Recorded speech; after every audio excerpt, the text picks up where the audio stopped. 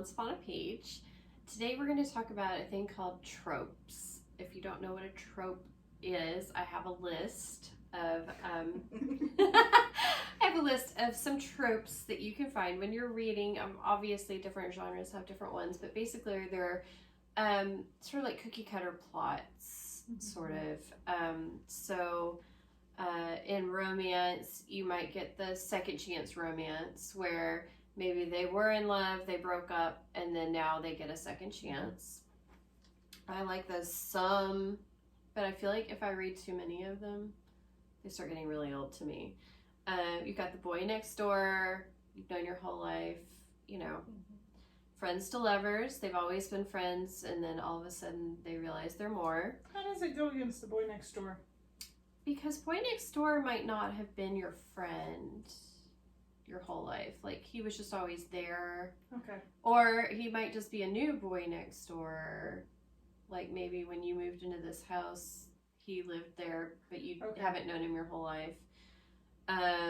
Enemies to lovers, of course. They don't get along at the beginning, and then they do at the end. If you go Hallmarky, you could go the one that goes back to their small hometown, of course. And everybody knows them. The love triangle, where she's got to decide between the two, or he has to decide between the two. The billionaire one is a really big thing now. There's tons of billionaire. The billionaire rescues the girl from certain danger. The billionaire's unexpected romance. The billionaire's unexpected wife. The billionaire brings in a nanny for his kids because his wife is dead. And Yeah. And then, of course, with historical ones, you have, like, the marriage of convenience. You have, if you want to go, like, Regency, you have the heroes with the title, Lord so-and-so or Baron so-and-so or whatever. You could do fairy tale retellings. That's one. Unlikely heroes. In other words, the guy that you would never expect to be that guy. And there's tons and tons and tons more. And so we just thought we would chat a little bit about some of the ones that are our favorites, and then maybe some of the ones that we think are being done too much right now. And then, of course, we want to hear about your favorite tropes. Maybe we actually have written some and could suggest them to you. I don't know. Or it might inspire us to write one. I don't know. So do you have a favorite? I don't think I mind any of them as long as they're well written. And like sometimes it's because I read it because I know what to expect and I like it, kind of like watching a Hallmark movie. You know what's going to happen. I was going to say, why do people even like tropes? It's because there's a comfort level. There's comfort there. They know they're going to be able to pick that book up and be like, okay, I'm going to like this. Yes. And we say it like it's a bad thing. It's not. No. Because there's nothing that we can come up with and create that's going to be new. Right. Yeah. People have written all these things, and it's when you get into the, I guess, more cliched aspects of it. Like, okay, you've got the, let's see here, the enemies to lovers.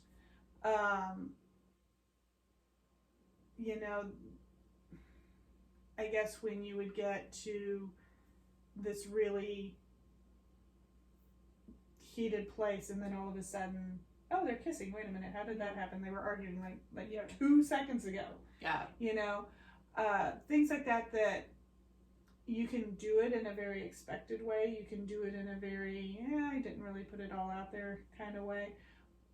Or you could take that same thing and have your enemies to lovers, but give it a little bit different twist. Give it a little more.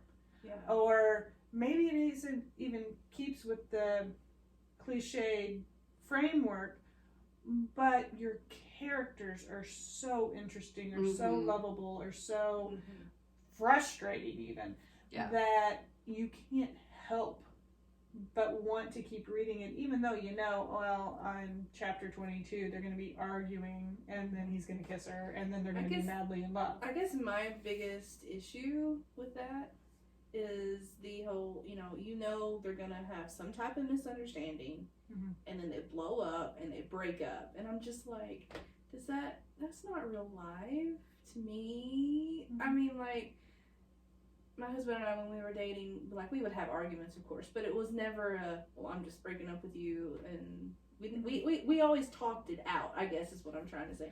And so I think sometimes that really irks me, because I'm like, does everybody just automatically be like, okay, I'm done, and when you hear the overheard conversation, that's one of the tropes. I mean, of like, something that can be easily explained if you just would have spoken up and said, hey, I think that's what talking to my aunt on the phone. Yeah, that's why I said I love you. I mean, that's just something that one thing I don't like about that trope.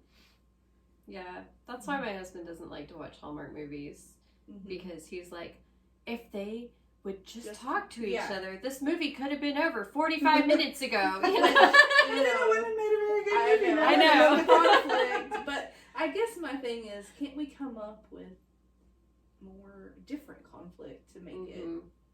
I don't know, but that's just me. But see, then you can go the other way too, though. People trying so far to be out of the expected that they conjure up this ridiculous stuff that doesn't go with it. She's a housewife in middle America. I doubt she's going to get into some kind of turf war between mob families that dates back to the 1800s. Yeah. Hey.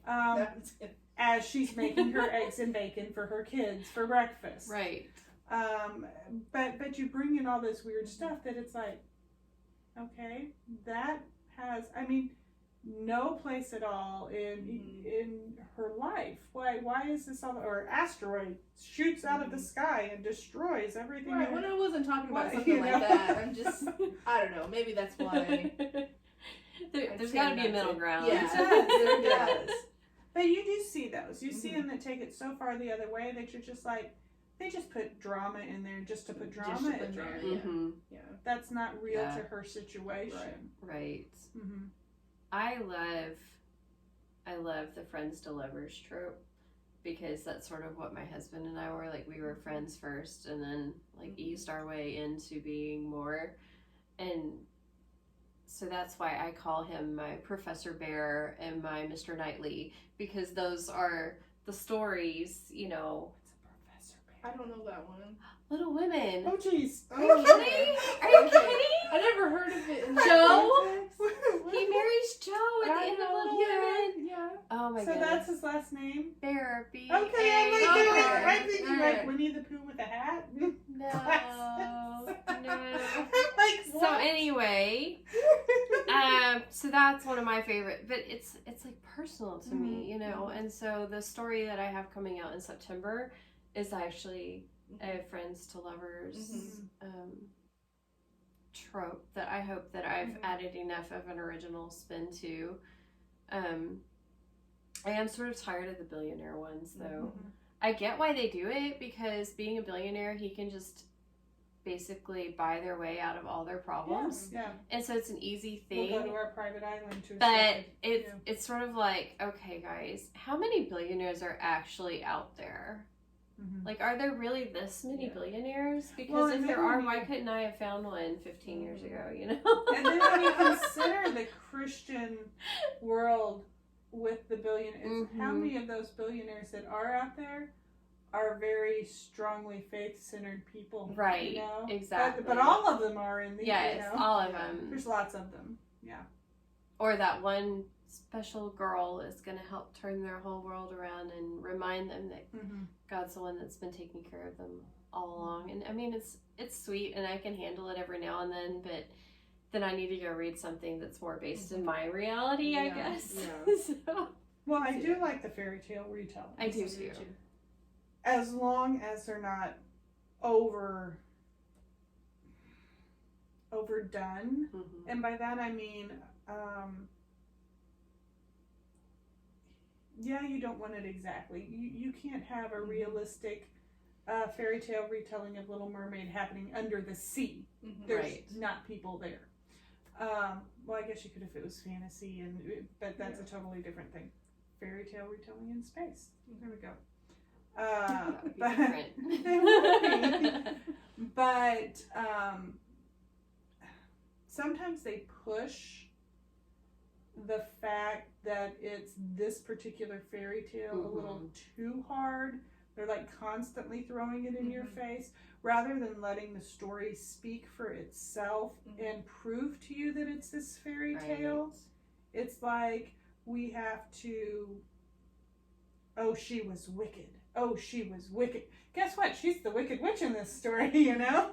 Yeah. Rather than just letting her actions speak for themselves and establish her as the wicked witch. So when it's done like that too forcefully where they have to constantly put it in your face, I kind of I can see that. lose some interest in it. Yeah.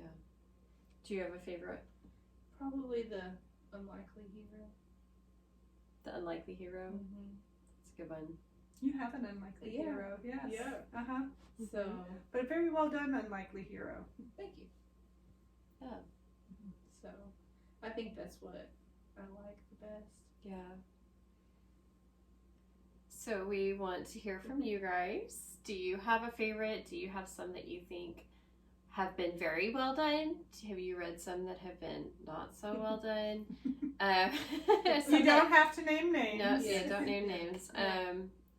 Are there some that you're just tired of and you want something different? We'd love to hear from you. Don't forget to subscribe. And if you've read something amazing and want to tell us about it, we'd love to hear about it. So feel free to send it to us at the email address listed below in a UN20 video. And we'll see you soon. Bye. Bye.